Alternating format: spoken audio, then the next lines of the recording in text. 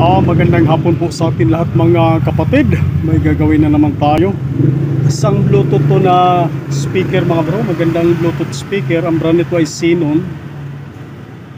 Magandang forma nito. Tsaka mabigat siya. Hindi katulad ng mga ordinary na Bluetooth speaker na medyo magaan. Ito medyo mabigat. So ang naging problema daw nito mga bro ay wala raw display. Ay daw mayroon pag charge daw niya, mayroon naman daw charging indicator, umiilaw daw yung pula. Kaya lang pag inauna siya, patay sindi na raw yung kanyang indicator. So try natin i-plug in para makita nyo rin. Magandang forma nito mga bro.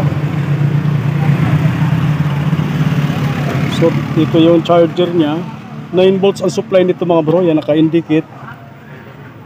Sinukatan ko nga to dahil nandito yung may-ari kanina. Buhay naman yung kanyang power supply. Akala niya sa power supply nang nagluloko, pero normal naman yung supply na 9 volts. Kaya lang pag kinabit na, pa-andap lang papakita natin, pa-plug in natin mga bro. Yan, ipa-plug in na natin. Yan.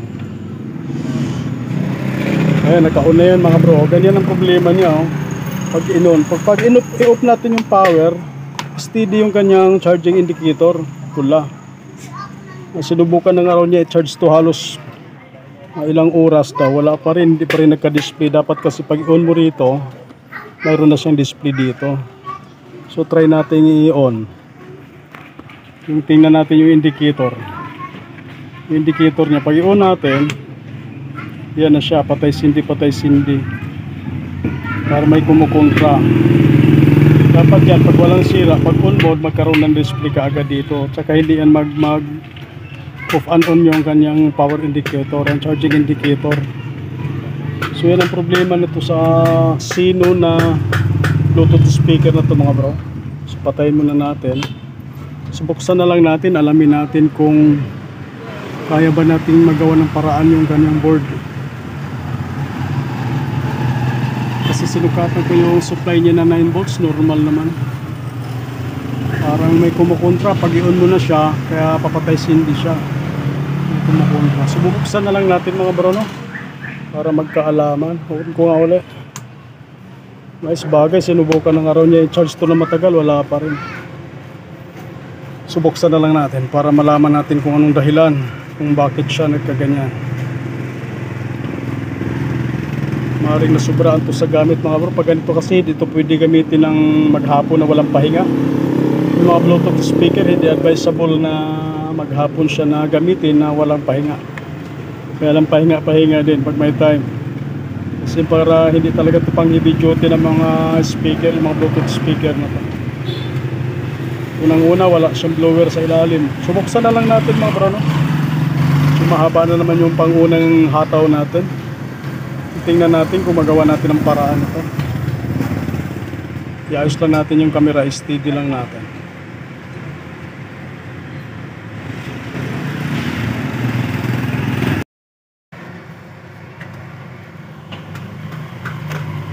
So buksan lang natin mga bro Sana magawa natin to para sumaya naman yung may-ari. Sumaya may-ari, simple yung gumagawa, masaya rin. Pag hindi magawa, pag may tama talagang board, malamang parehas malungkot. Malungkot sa may-ari, malungkot din yung gumagawa. Sabay ganun.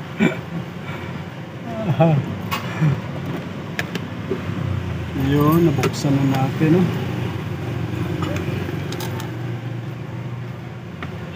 Kita ba dyan? Ang tanong kung kita ba? Ayan, kita. Maganda sana ilapit pa, kaya lang madilim. Kailangan baklasin pala natin talaga yung ilano na ito para masilip natin na maigi. So try pala natin baklasin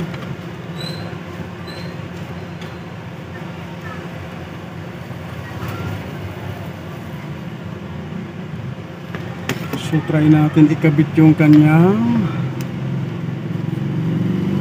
power supply adapter niya. Ayan.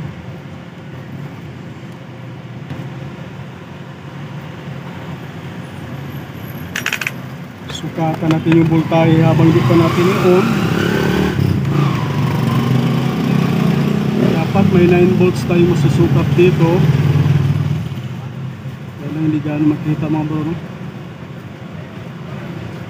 Yan, pag hindi pa i-on, normal yung 9 volts makikita. Tingnan natin kung makita ba sa tester dyan. Hindi ko gaano maano, no?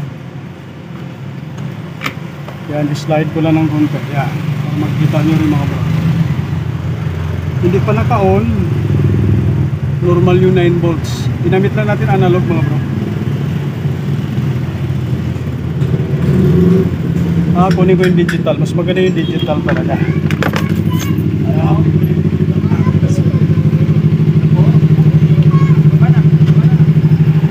So, gamitin natin si Sotek para magkita. Kita ba dyan? Hirap din pa kayo magkita, no? So yan. Hindi pa siya naka-on. Batang ko ha. Yan, makita natin mga bro, 9 volts. Perfect yung kanayong 9 volts. So try natin i-on. I-on na natin ha. Yan, kumukundap-kundap na yung kanyang power indicator. Sukatan natin yung supply. Yan o, bumabagsak na mga bro. Lalaro niya yung kanyang supply, hindi na steady, bumabagsak na. So may problema talaga yung ating pinaka-board, may kumukontra. So baklasin na lang natin mga bro, no? Bumabagsak siya pag iuna natin. So patayin muna natin. Baklasin na lang natin yung pinaka-ano na ito.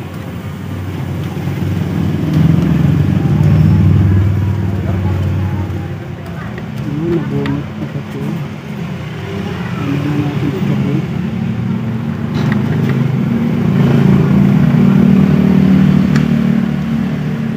Ang bigas. Yan, baklasin muna natin lahat. Ano ba yung mga plastic? Baka magkandi magkawalaan. Yan.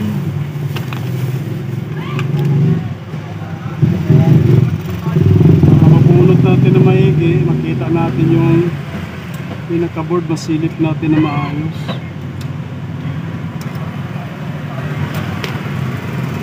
Kasi natin masilip na maayos pag ano.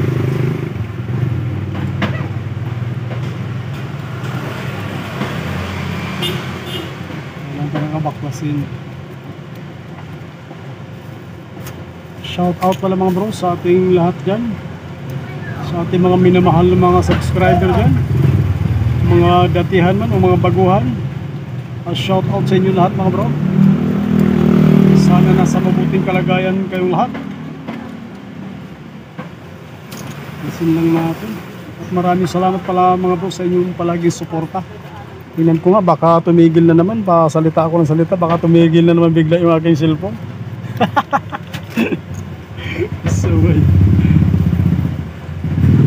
So ito, nabaklas na natin, no? So saan ba? Ito makapit pa, yun.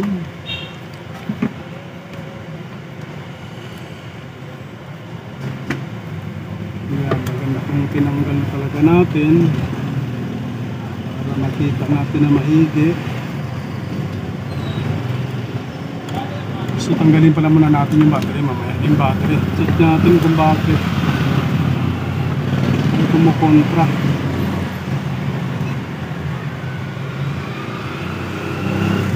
Gamit natin yung ating analog na tester. Tester mo kung ano kanyang belt, ano na belt niya. Ayos muna natin. Hanapin natin, sana may makita tayong shorty dito. Kasi pag ganyan may shorty dyan, may kumukontra, kaya bumabagsak yung supply natin.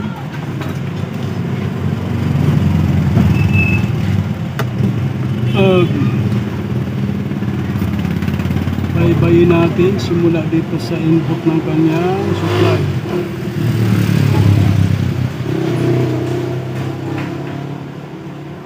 So diode test naman. Wala namang problema.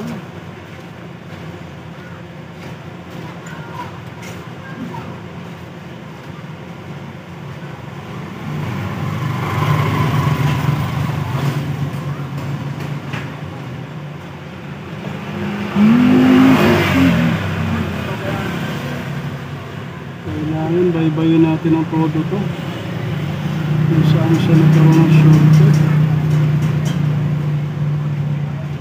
Sa battery section hindi rin naman shortcut. Yan ang tanong. Sa ngayon hindi pa natin masagot. Hanapin mo natin pinakasira nito para masagot natin yung katanungan.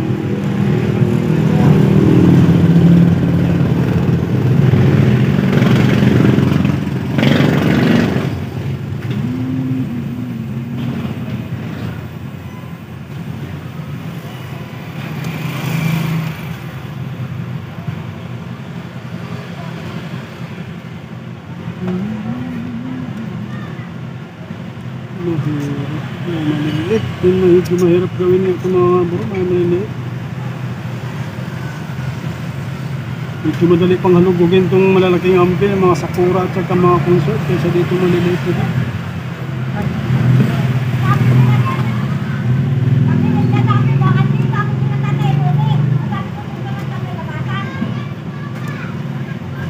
So medyo mahaba-haba to, no? So stop muna natin mga bro. Update ko lang kayo, ito troubleshoot ko lang medyo para hindi ganong humaba yung video natin. Medyo mahaba yan, medyo mahabang halughugan yan. Kung sakaling mahuli natin ang salarin, pakita na lang natin mga bro. So tuloy natin mga bro. Bali tinanggal mo natin yung dalawang potentiometer mga bro para makita natin sa ilalim kasi may harang Kaya binaklas muna natin to para ma-troubleshoot natin dito na portion. Kaya tinanggal mo natin yung diode mga bro, kasi pag di-diode twist mo habang nakakabit yan sa board, shorted siya mga bro. Pero binaklas ko, good naman. Ganun yung isa, hinang ko rin, tinest natin, buo naman. So ang pinaka naging problema nito mga bro ay shorted yung kanyang pinaka main amplifier. Kasi nung binaklas ko na itong dalawa, hindi na normal na siya, hindi na diode test na siya dito, hindi na siya shorted. Kaya tinrest natin mga bro, ang bagsak talaga nito ay dito sa pinaka main amp nya. Yan ang nag-cause ng shorted mga bro. Kaya nung binaklas ko na to, wala nang shorted dito na portion. Galing sa input ng ating pinaka adapter. Kaya paalam siguro muna natin sa may-ari ito. Dahil medyo mahirap to anuin mga bro, yung IC na to napaka ang liliit ng paa nito, hindi basta-basta magpalit nito. Halos dikit-dikit na to. Kahit may hot air ka nito, medyo mahirap magpalit ng ganitong IC. Ito nakakabit sa heatsink na to mga bro, yan ang pinaka main amp nya. Malapad na IC na parang gagambang napaka dikit-dikit na halos yung paa. Kaya paalam muna natin sa may-ari ito. Kasi hindi basta-basta magpalit. Binaybay ko na to lahat mga bro. Tinanggal ko na yung maliit dito na kapasitor. Kasi pag shorted siya, akala ko ito na ang sira. Kaya lang tinanggal ko, buhay din pala. Babalik na lang muna natin yon. Tapos yung diode na dalawa, buo din. Pag nakakabit pa sa board, shorted siya. Kaya ang problema pala talaga nito mga bro ay yung pinaka main amp. So sa ngayon hindi natin muna matapos to mga bro. Papaalam mo natin sa may-ari kung ano decision niya. Kasi medyo mahirap baklasin yan. Hindi basta-basta magbaklas yung pinaka main amp niyan mga bro. Papaalam muna natin sa may-ari. So yung hanggang dito lang muna yung video natin mga bro, no? So papaalam muna natin sa may-ari. Titingnan natin kung anong decision niya. Inisa-isa ko na yan dyan, wala na po ibang magkitang shorted bukod sa dito sa pinaka main amp. Dyan ang problema talaga, yan pinaka shorted dyan. So hanggang dito lang muna yung video natin mga bro, no? Pasensya na hindi natin nabuo kasi ang pinaka main amp ang may problema. Hindi basta-basta yung mga diode lang, mga kapasitor lang ng mga medyo kayang remedyohan yan. Pero pagdating na sa pinaka main amp yan, katulad yung ganyang kaliit na IC, hindi natin makita yung IC nito mga bro dahil nakatabon sa heatsink. Medyo mahirap palitan yan. So maraming salamat mga bro sa inyong panonood sa ating mga pina-upload na video. At magandang hapon po sa ating lahat. Thank you. Yeah.